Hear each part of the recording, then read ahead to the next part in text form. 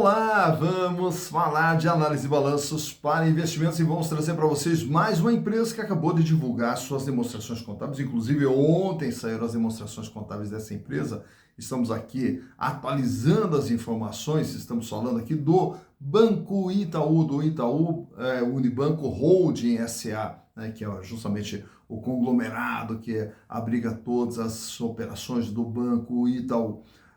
E o Banco Itaú foi uma sugestão aqui do nosso amigo Samuel Carvalho, a quem agradeço imensamente a participação. Muito obrigado pela sugestão, muito obrigado pela participação.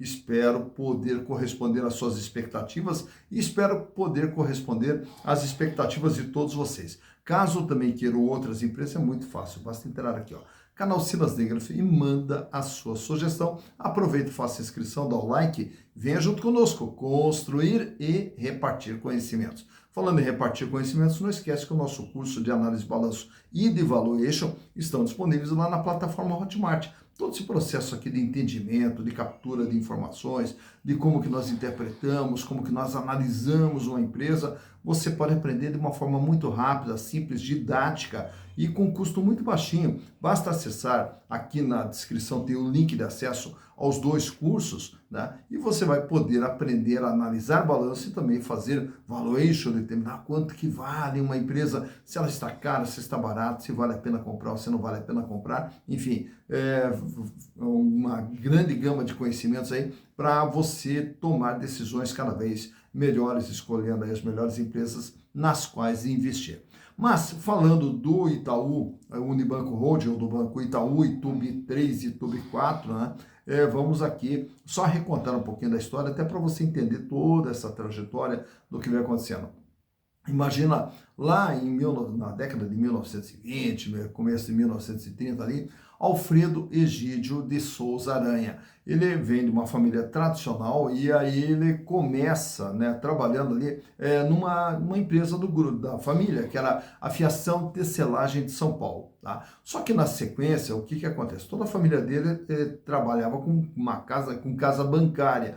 E ele se tornou industrial. Só que em 1935, ele assume o controle de uma companhia de seguros, a Companhia de Seguros Ítalo-Brasileira. E daí, na sequência, ele acaba vendendo toda a parte de tecelagem e se dedica justamente ao setor financeiro e aí cria o seu próprio banco, que é o Banco Central de Crédito. Banco Central de Crédito que depois, na sequência, teve que trocar o nome porque o governo resolveu criar o seu Banco Central. E aí o Banco Central de Crédito teve que trocar o nome e passou a ser Banco Federal de Crédito. Tá?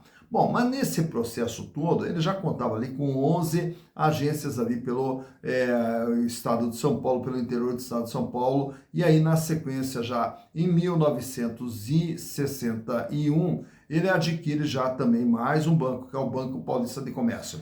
Só que nessa época entra uma figura emblemática na história do Banco Itaú, que é o nome de Olavo Setúbal, que aí assume o comando do Banco Itaú. E a partir do comando, do controle agora do Olavo Setúbal, começa todo o processo de crescimento. Em 1964, adquirido aí o Banco Itaú de Minas, e aí passa a ser chamado Banco Federal Itaú.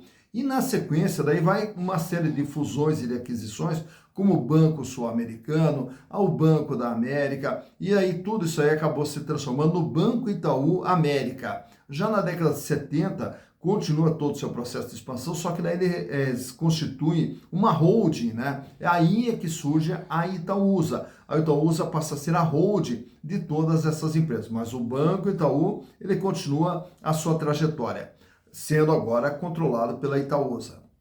Na década de 80, já começa a abrir agências também fora do Brasil. Na década de 90, quando nós tivemos uma série de privatizações de bancos estaduais, ele sai comprando alguns bancos estaduais, como o caso do Banerj, do Banco do Estado de Minas Gerais, o Banco do Estado do Paraná, o Banco do Estado de Goiás, enfim, diversos bancos estaduais. Já em 2008, aí nós temos a grande fusão do Banco Itaú com o Banco Unibanco. Unibanco esse que foi fundado também lá na década de 30 por João Moreira Salles, que depois foi comandado pelo Walter Moreira Salles, que também impulsionou o crescimento do Unibanco através de aquisições e através de fusões. O Unibanco acabou se tornando um dos gigantes do setor financeiro aqui no Brasil. E aí, no ano de 2008, o que nós temos? A fusão dos dois bancos, tornando esse gigante que é o Banco Itaú Unibanco Holding, né?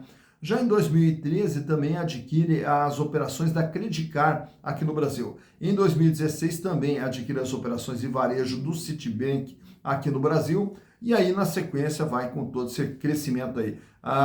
Também teve ali operações onde adquiriu e depois saiu da XP, e ali teve um período ali de casamento e de separação da XP também. Bom, mas o fato é assim, que o Banco Itaú, ele tem mais de 4.800 agências espalhadas pelo Brasil, é um banco que também investe muito no digital e vai procurando criar cada vez mais serviços para se manter num mercado extremamente competitivo, apesar de ser um mercado muito concentrado aqui no Brasil. Mas para entendermos como que está a situação do Itaú Unibanco Holding, trazemos para vocês os balanços de 2020, 21, 22, 23 e do primeiro trimestre agora de 2024. E através dos números, vamos entender o que é o Banco Itaú. Então, vamos aos números.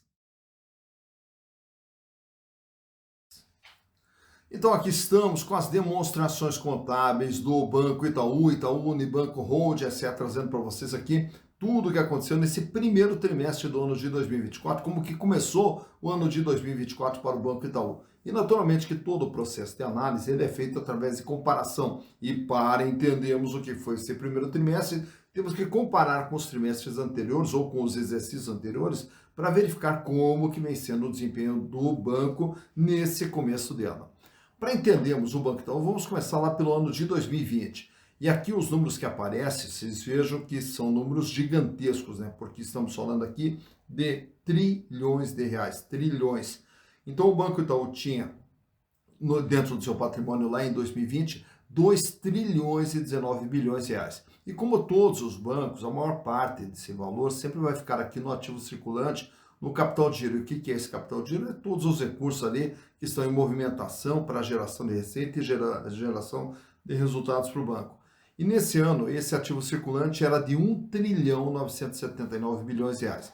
O banco fecha com 46 bilhões de reais em caixa, 1 trilhão 851 bilhões de ativos financeiros, recursos que estão emprestados para os seus clientes, recursos que estão aplicados, que trazem justamente a chamada receita de intermediação financeira.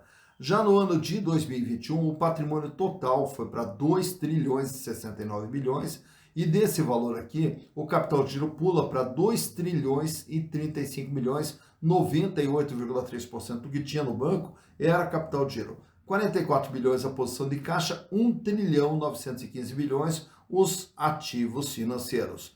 Em 2022, o banco dá um salto, vai para 2 trilhões 323 bilhões e aumenta aqui o seu capital de giro, 2 trilhões 285 bilhões. Nesse ano aqui, fecha com 35 bilhões em caixa e 2 trilhões 172 bilhões em ativos financeiros. Chega em 2023, mais um crescimento, vai para 2 trilhões 543 agora em dezembro, 2 trilhões 543. E aqui passa de 2 trilhões e meio o ativo circulante capital de giro com 98,4% de representatividade. Ficou com um pouquinho menos de dinheiro em caixa, mas isso não é problema, porque o banco não ganha dinheiro com dinheiro em caixa, o banco ganha dinheiro com dinheiro girando no mercado. Então, quer dizer, essa redução aqui não quer dizer absolutamente nada, né? Talvez seja até o banco atuando mais e emprestando mais dinheiro. 2 trilhões 384 bilhões os ativos financeiros. Fecha agora o primeiro trimestre de 2024 com patrimônio total de 2 trilhões 608 bilhões e 2 trilhões 567 bilhões o ativo circulante. 34 bilhões em caixa, 2 trilhões 442 bilhões de ativos financeiros. Naturalmente que quando você me vê falando de todos esses números, você fala assim, nossa, mas o Banco Itaú tem tudo isso aqui de dinheiro, da onde que veio todo esse dinheiro? Naturalmente que nos bancos o que acontece? Os bancos eles têm o capital próprio, que é investimento feito pelos sócios, pelos acionistas, que no caso lá em 2020 era de 154 bilhões, 7,7%. O restante desse recurso todo que está girando o banco vem através de capital de terceiros. 1 trilhão 864 bilhões era a utilização de capital de terceiros lá no ano de 2020. Portanto, o banco trabalhava com 92,3% de capitais de terceiros. Agora, a maior parte desse valor sempre serão os passivos financeiros. E aí o que vem a ser o passivo financeiro? É justamente os clientes que têm conta no Banco Itaú, que aplicam no Banco Itaú, e quando abre uma conta no banco, aplica no banco, o banco fica devendo isso aqui para o seu cliente. Esse cliente que abriu a conta no banco, que depositou o seu valor lá no banco, esse dinheiro entra no caixa do banco. O que o banco faz? Pega esse dinheiro e empresta para outras pessoas. E aí gera a sua receita de intermediação. Então é natural que os bancos tenham um endividamento extremamente elevado, porque busca clientes que tenham dinheiro para trazer esse dinheiro para o banco e emprestar para outros clientes que, naturalmente, que necessitem de dinheiro. Nesse ano de 2021, o endividamento total do Itaú era de 1 trilhão 904 bilhões, 92,1%, e reparem que passivos financeiros, 1 trilhão 616. Já no ano de 2022, 2 trilhões 146 é o endividamento total do banco, 92,4%. 1 trilhão 833 veio de clientes. Já em 2023, 2 trilhões 344 bilhões, 92,2%, tamanho da dívida do banco, 1 trilhão 997 de passivo financeiro. E agora 2 trilhões 415 de dívida para 2 trilhões e 49 bilhões de passivos financeiros. Portanto, esse endividamento altíssimo aqui é o normal do banco, é o que vai continuar sendo esse endividamento alto, porque o banco vai continuar prospectando clientes, trazendo clientes para aplicar e para deixar seu dinheiro no banco, dinheiro esse que vai alimentar esses passivos, esses ativos financeiros aqui. Tá? Visto isso, agora vamos ver qual é a receita que o banco tem.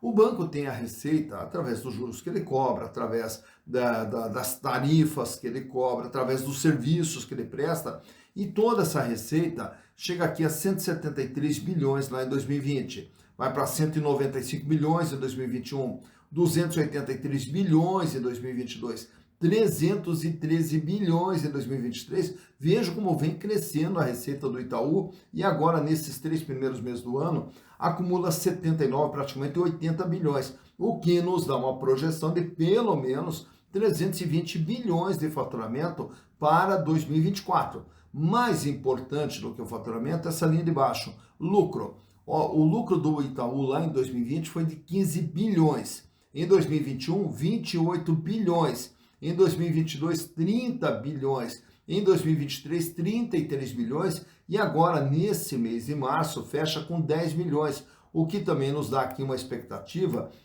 de um lucro de pelo menos 40 bilhões para 2024. Outro índice que eu quero chamar a atenção de vocês, esse aqui é a margem do banco, 8,7, foi para 14,5, e aí por 2 anos seguidos, 2022 e 2023, a margem líquida do banco ficou em 10,8%, e agora a margem sobe para 12,6%, comparado com os períodos anteriores. Então, uma elevação na margem, o quanto o banco ganha líquido e limpo daquilo que ele faz. Vou trazer para vocês aqui também, nesses números aqui, que ao invés de trazer no slide, vamos trazer aqui os próprios números para vocês entenderem. O valor de uma ação do Banco Itaú da ITOB4, R$ 18,92. Tá? Quer dizer, na verdade, qualquer ação.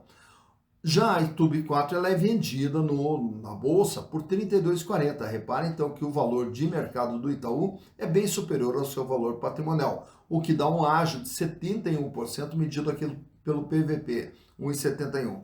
Lucro por ação nos últimos 12 meses, R$ 3,62, o que dá uma rentabilidade para o acionista de 11,17%. Isso quer dizer, se nós comprarmos uma ação a R$ 32,40 e o banco continuar gerando R$ 3,62 de lucro por ação, vai nos dar uma rentabilidade de 11,17%. Dividendos por ação, está previsto agora para 2024 uma distribuição de R$ 1,58 por ação, o que dá um yield de 7,30%, que é o retorno de caixa para o bolso do acionista. Lembrando que o Banco Itaú distribui em média 39,87% do seu lucro a título de dividendos. Relação preço/lucro 8,95, quer dizer, 9 anos para você ter o retorno dos seus investimentos através dos lucros gerados pelo banco. Free float, 87,45% das ações da Itube 4 preferencial estão circulando livremente no mercado, fora da mão dos controladores. Já as ações ordinárias têm um volume bem menor, 9,08%. Tag along do Banco Itaú é 80%. Isso quer dizer, se o banco fosse vendido, seria garantido para os minoritários até 80% do que fosse oferecido para os majoritários. Mas isso aqui, no caso do Banco Itaú, praticamente não tem uma importância, visto dificilmente o banco será vendido.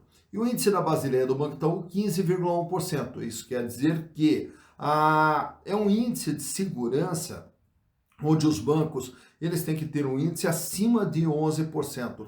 Quer dizer, de todas as operações que o banco faz, no mínimo 11% tem que ser feito com capital próprio. E no caso do Banco Itaú, 15,1% do que ele vem operando é com capital próprio, bem acima do índice recomendado pelo Banco Central.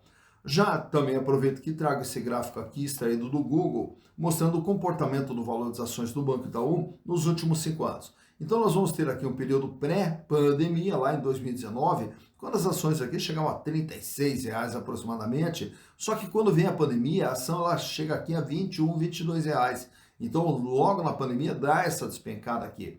E a partir dali ela começa um processo de recuperação com altos e baixos, e aí, na sequência, a gente vai ter ali muitas turbulências, né? Até porque, em função de todas as turbulências econômicas, não só nacionais como internacionais que nós tivemos, então foi causando esse sobe e desce aqui no valor das ações do Banco Itaú, o que acabou até representando aqui oportunidades de entrada para comprar ação por um valor bem menor. E a partir de 2022 continua todo esse processo de altos e baixos aqui, e desde 2023 aí o banco engata aqui uma série de altas, culminando aqui com uma cotação na faixa de 32, 33 reais, aí na sequência cai um pouquinho, volta a subir, tanto é que fecha no dia da gravação desse vídeo com R$ 32,40 a cotação de uma ação do Banco Itaú do Itube 4. Então por aqui você tem uma ideia de quando que as ações tiveram seu maior valor, quando que elas tiveram seu menor valor e como que vem se comportando o valor das ações do Itaú Unibanco S.A. Tá, então, mais uma empresa analisada agora. É conhecido aí a história do Banco Itaú, toda a trajetória do Banco Itaú e principalmente os números. Aí os números realmente gigantescos, trilhões, quase não cabe aqui na planilha, né? Mas enfim, tá aí conhecido o Banco Itaú e toda a sua trajetória. Falamos anteriormente que o setor financeiro aqui no Brasil é um setor extremamente concentrado, né? Apesar da entrada das agências digitais, bancos digitais, né? Mas naturalmente que todos os bancões, eles também acabam reagindo, né? Então, assim como são criados os digitais, o banco grandão também vai lá e cria o seu digital. E aí tenta sempre defender o seu mercado, se proteger da entrada de todas as concorrências. E isso vem desde sempre, lá desde a década de 90, quando vieram os bancos internacionais aqui para o Brasil também, e aí causou todo o alvoroço, que os bancos internacionais iriam acabar prejudicando muito o Bradesco, na época Itaú, Unibanco, Bamerinos que tínhamos na época lá e tal. E no fim, o que acontece? Os bancos internacionais vêm, acabaram não se acertando, exceto o Santander, que permaneceu, né? E assim vai. Então a concorrência sempre vai ter em todos os setores. E aí, naturalmente, que cabe a cada empresa fazer o seu melhor, né? Procurar diferenciais, procurar agradar e manter o relacionamento com seus clientes, justamente para proteger a sua base de operação.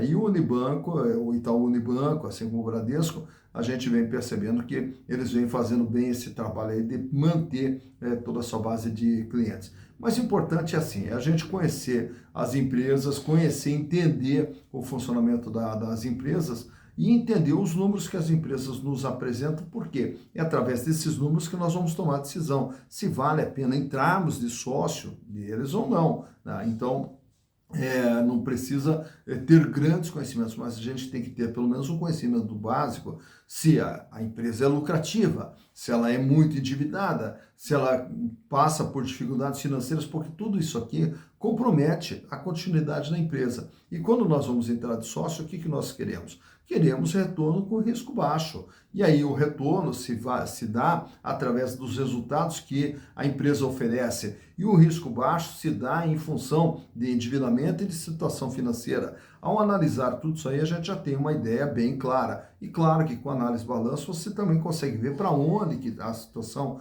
daquela empresa está indo. Mas também é importante conhecer um pouquinho da história, saber de onde a empresa vem e para onde a empresa vai, para nos dar um pouco de confiança, de segurança na hora de fazer os nossos investimentos. E assim, fazer sempre investimentos de forma consciente, reduzindo riscos e ampliando possibilidades de retorno para construir o nosso patrimônio, que lá na frente venha nos proporcionar uma vida cada vez mais digna, uma vida cada vez melhor, que é o que nós desejamos para vocês. Dito isso, bons investimentos para vocês.